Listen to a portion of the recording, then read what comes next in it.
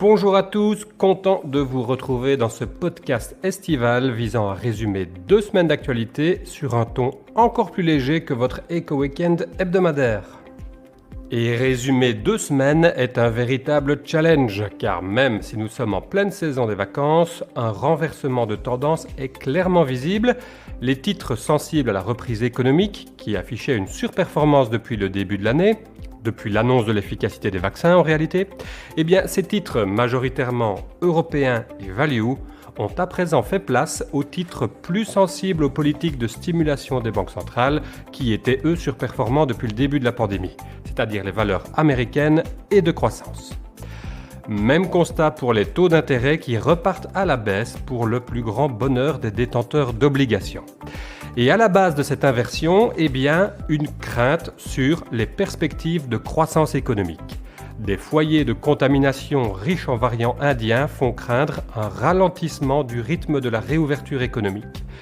Les indicateurs font apparaître un pic dans la croissance des pays développés et la Chine a annoncé une évolution de son PIB tout juste sous les attentes au 2e trimestre.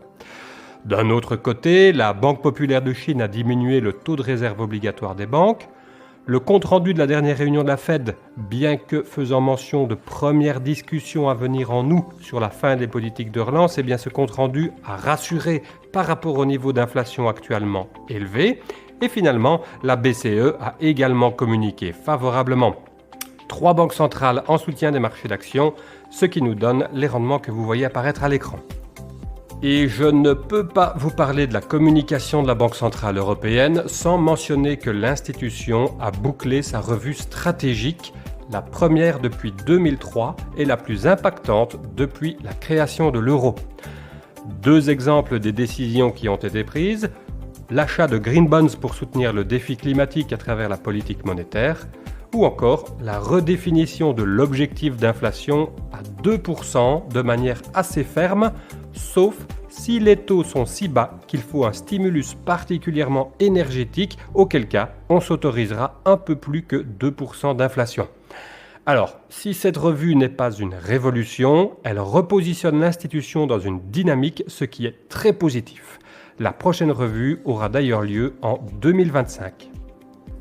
De son côté, la Commission européenne n'aurait tristement pas pu choisir meilleur timing pour annoncer son plan en faveur du climat qu'en cette semaine tristement marquée par un véritable déluge sur l'Allemagne, le Luxembourg, la Belgique et les Pays-Bas. Alors, un Green Deal centré autour du marché du carbone, déjà le plus important au monde, qui devrait accueillir les industries qui ne s'y trouvent pas encore, le transport, l'aviation et même le chauffage domestique. De nouveaux tarifs à l'importation devraient éviter aux pays les moins respectueux de la planète de pouvoir profiter de cette situation en important à prix faible. On estime entre 2 et 3 ans la durée des négociations qui vont avoir lieu entre les différents pays de l'Union. Des compensations pour les pays membres les plus pénalisés sont prévues, mais néanmoins, la Hongrie, entre autres, a déjà manifesté son opposition au plan. Signe toutefois de sa crédibilité, le coût du carbone s'est tendu ce mercredi après la présentation du plan par la Commission. Dans le reste des faits marquants, notons cette gradation dans les tensions sino-américaines. Alors, nous ne sommes certes pas dans un affrontement à la Trump, mais que ce soit sur la cybersécurité ou la situation politique à Hong Kong, les sujets de discorde se multiplient entre les 2 États.